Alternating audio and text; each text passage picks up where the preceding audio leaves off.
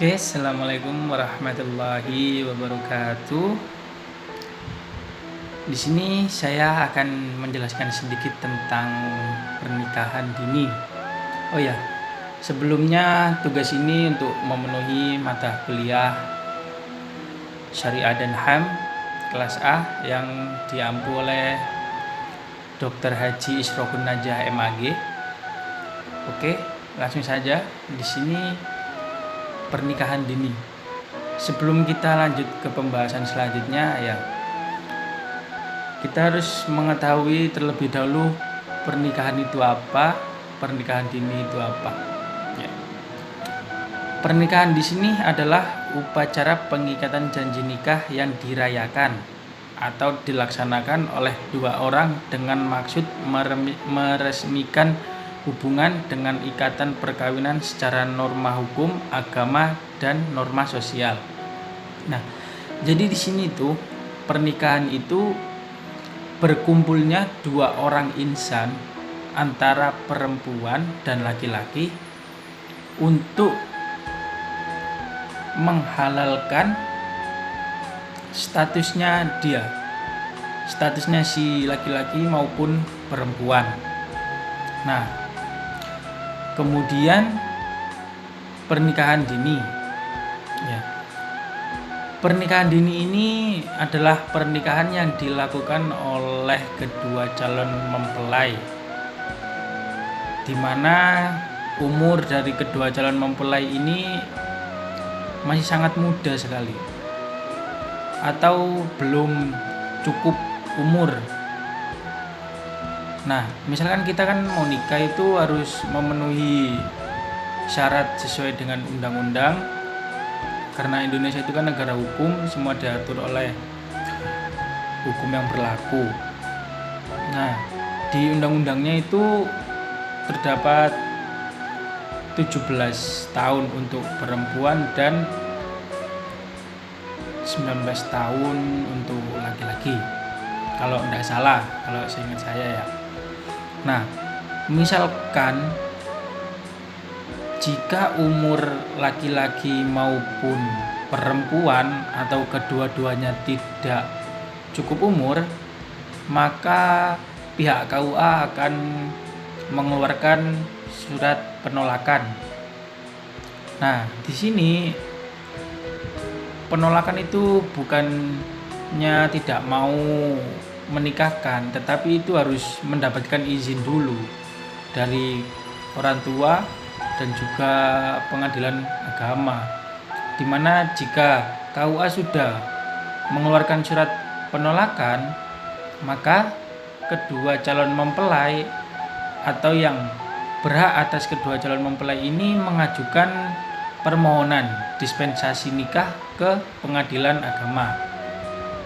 Nah, sampai sini sudah jelas ya. Nah, di sini itu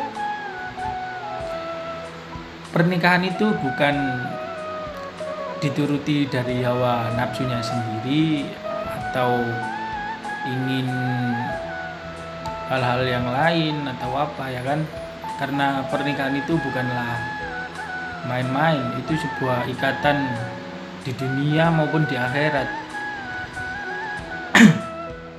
Nah, pernikahan di bawah umur ini akan banyak mengakibatkan sebuah gangguan mental, karena pernikahan di bawah umur ini tuh belum matang betul, belum siap betul, apalagi kalau mengikuti adat ya kan. Misalkan di suatu desa ada adat jika tidak nikah muda maka dia akan menjadi perawan tua. Nah, itu salah satunya. Jadi di sini hal-hal yang mengakibatkan pernikahan dini atau timbulnya permasalahan pernikahan dini itu sangat banyak ya. Pertamanya itu bisa gangguan mental, kemudian emosional, terjadinya kekerasan dalam rumah tangga, bisa saja kan.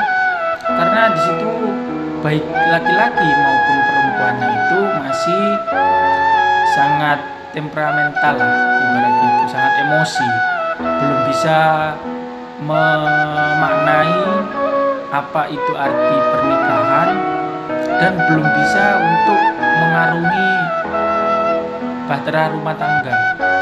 Nah, di sini tuh ada juga ya faktor yang mempengaruhi pernikahan dini. Yang pertama di sini saya ngambil dari Kompasiana. Yang pertama itu dari faktor ekonomi, pendidikan, orang tua, adat, dan media sosial. Nah, di sini kalau dari faktor ekonominya, di mana banyak dari perempuan ini tidak ingin membebankan orang tuanya lagi, apalagi si laki-laki. Dia ingin menunjukkan kepada orang tuanya bahwa dia itu bisa untuk bekerja sendiri. Meskipun harus terkadang kita masih meminta bantuan dari orang tua. Kemudian di sini yang saya garis bawahi adalah faktor media sosial. Karena apa? Karena media sosial ini yang sangat mudah untuk mengakses video ataupun foto, dimana video ataupun foto itu yang berbau seks atau porno, ya kan, yang mengakibatkan remaja itu mencoba hal tersebut dan bisa saja terjadi perzinahan. Nah, dimana hamil di luar nikah ini banyak terjadi di zaman sekarang, dimana meningkatnya kasus ini itu juga terjadinya karena kurangnya pengetahuan nilai agama, apalagi sekarang kan era globalisasi, informasi seks bisa diakses melalui apa saja, baik itu Google, Facebook, WhatsApp, ya kan, dan lain-lain sebagainya. Nah, di sini menurut saya itu pernikahan dini itu ada dua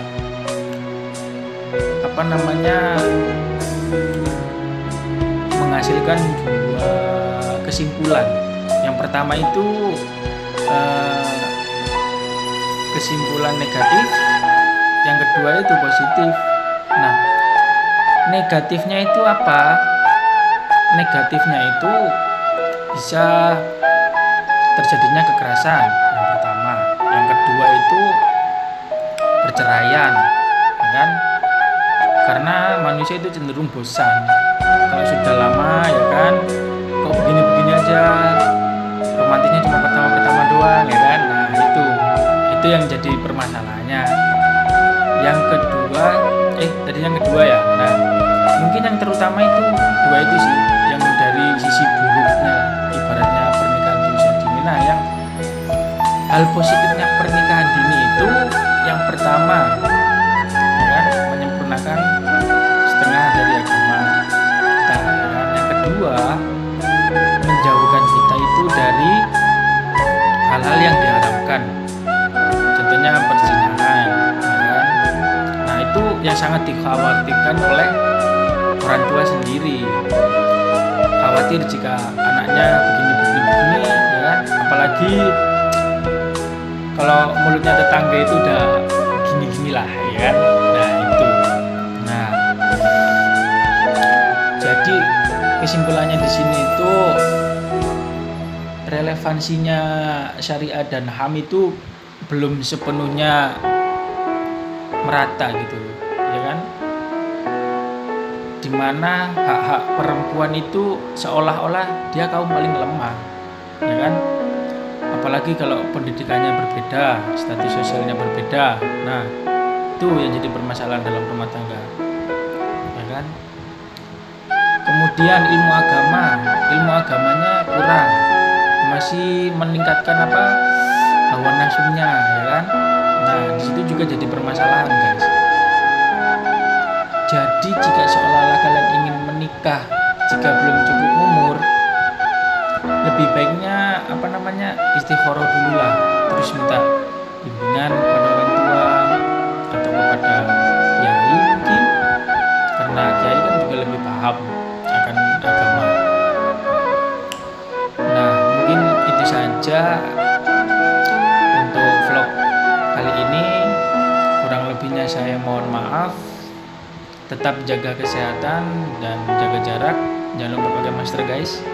Semoga kita dijauhkan dari virus ini, virus yang lagi marak-maraknya di tahun ini, yaitu virus corona. Semoga kita diberikan kesehatan selalu. Mungkin hanya ini. Wassalamualaikum warahmatullahi wabarakatuh.